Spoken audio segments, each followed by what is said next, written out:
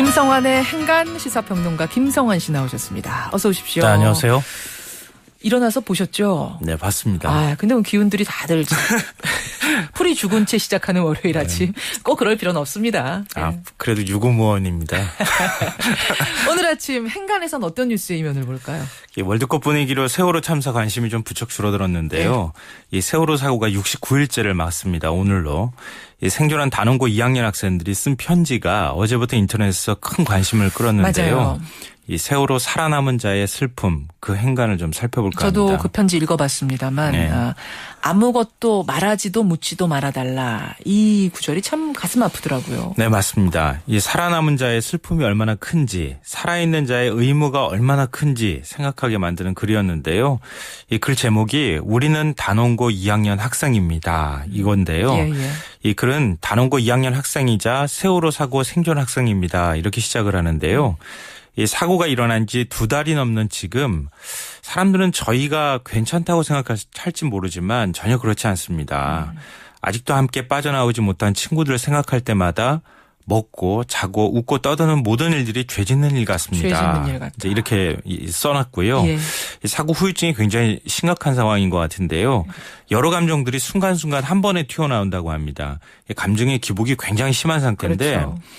이 눈물을 쏟다가도 배를 잡고 웃을 때가 있고 갑자기 우울해졌다가도 금방 웃기도 한다. 그런다고 합니다. 그러면서 평범한 학생으로 일상으로 돌아가고 싶다. 제발 도와달라. 이런 이제 문구가 있습니다. 도와달라. 괜찮냐고 힘내라고 고맙다고 아무것도 말하지도 묻지도 말아주세요. 이 불쌍하고 안쓰럽다고 생각하는 시선과 이상한 시선으로 보지 말아주세요. 그냥 우리를 그저 대한민국의 평범한 18세 소년 소녀들 평범한 고등학교 2학년 학생들로 바라봐 주세요. 제발 그렇게 바라봐 달라고 하면서 마지막으로 그리고 세월호 사고를 잊지 말아 주세요. 이렇게 간절하게 호소를 합니다. 사실 친구를 한 명만 잃어도 평생에 한 명만 그렇죠. 잃어도 그 기억이라는 것이 생생하거든요. 예, 근데 지금 맞아요. 이 친구들은 200명 넘는 친구들을 그냥 잃었다는 소식만 들은 게 아니라 현장에서 잃은 거 아닙니까? 네, 그렇죠. 현장을 본 거 아닙니까? 예, 얼마나 힘들겠어요. 맞습니다. 예. 지금 학생들이 가장 두려운 거는 아마 악몽 같은 사고도 아니고 그 자신도 아닌 바로 사회일지도 모르겠습니다. 본인들은 어떻게든 그 아픔과 그 기억을 극복하고 싶어 하는데 사회는 그걸 도와주지 않고 있는 상황일 수도 있거든요. 예. 그러니까 예를 들면 그냥 지나만 다녀도 쟤들이 누구래 이렇게 수근수근하는 목소리를 듣는다거나 걱정해 준다면서 만날 때마다 그래 살아 돌아오느라고 얼마나 힘썼니 애썼니 뭐 이런 말을 하는 것 자체가 오히려 상처를 덧나게 한다는 거죠. 그리고 위로랍시고 이제 그래도 너는 살아서 다행이다. 아, 그렇죠. 이런 말도 굉장히 상처가 그건 되는 정말 거예요. 하면 안 되는 이게 말인데요. 위로라고 하는 건데. 네. 예. 그러니까 편지에서 이제 이렇게 얘기합니다. 우리가 학교에 돌아갈 때 두려운 것들 이 내용들을 적었는데요. 단원고 학생이라는 걸 드러나게 해주는 교복, 2학년 이름표 같은 게 싫다 너무나. 이 버스나 영화관에서 자꾸 쳐다보고 등하교 때 자꾸 아는 척하는 것도 싫다. 웃고 싶은데 그 모습을 보고 또 오해할 것 같아서 웃지도 못하겠다. 아, 웃음이 날 때도 웃음 참아야 된다. 네, 그렇죠. 네. 아니 친구들 보내고 이렇게 얘기할 수 있잖아요. 그냥 평소처럼 제발 좀 대해달라.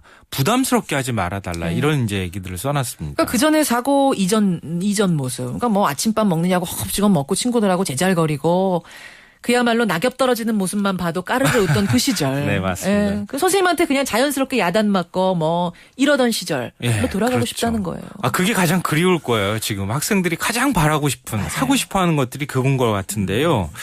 살면서 우리의 아픈 과거 한두 개쯤은 다 있잖아요. 그럴 때 어떻게 치유를 합니까? 본인 스스로가 사실 극복할 때까지 시간을 주는 거잖아요. 예. 그 아픔 위에 살짝 먼지도 않고 그러면서 우리가 일상을 열심히 살다 보면 그러면 자연스럽게 어느 정도 잊혀가기도 하고. 그렇죠. 이제 그런 건데요. 그럴 시간을, 그럴 여유를 우리가 주지를 못하고 있는 거 아닐까 그런 생각이 또 들기도 하고요. 거꾸로 또 이런 생각도 듭니다. 오히려 학생들의 아픔을 더 우리가 키워주는 것 아닌가 하는 생각이 드는 그건 건데요. 무슨 말씀이세요? 이게 무슨 얘기냐면 아까 잠깐 말씀드렸던 것처럼 국민들이 너무 지금 현 상황이 답답하고 가슴 아파서 걱정해 준다고 하는 것들이 오히려 학생들한테 상처가 될 수 있다. 이런 점 하나 하고요. 또 하나는 학생들 스스로가 밝혔듯이 우리는 오히려 희생자입니다. 우리 사회가 우리를 이렇게 만든 거 아닙니까? 라고 되묻고 있는 거 아니겠습니까 지금. 예. 근데 우리 사회 시스템은 사실 전혀 바뀌지 않고 있는 거죠. 그렇죠. 이 세월호의 이 선고까지 있었지만 정부는 제대로 된 대책 하나 지금 세우고 있지 못한 상황이고요. 뭐 유병원 부자 잡는다고 온 나라 지금 벌집 씌워놓기만 한 그런 상황입니다. 네. 안산시와 교육청 뭐 세월호 참사 대책이라고 외고 전환하겠다 단원고를 뭐 이런 대책 진짜 황당한 대책 내놓기도 했고요. 정치권은 또 어떻습니까? 여야가 진지하게 이런 사고 다시는 일어나지 않겠다 이렇게 다짐하고 머리를 맞대야 하는데 이 오직 선거에 대한 관심밖에 없는 것 같아서 너무 답답합니다. 지금 여야가 이제 세월호 국정조사를 하겠다고까지는 합의를 봤습니다만 네, 맞아요. 기관 보고란 걸 받아야 되거든요. 네. 이 기관에서 상황에 대한 보고하고 저 기관에서 보고하고 이걸 받아야 되는데 그 일정도 못 잡고 있는 거 아닙니까?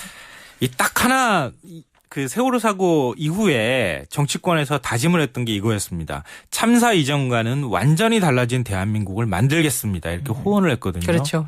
완전한 대한민국은커녕 정치권 스스로조차 바뀌지 않고 있다 이런 생각이 드는데요. 네.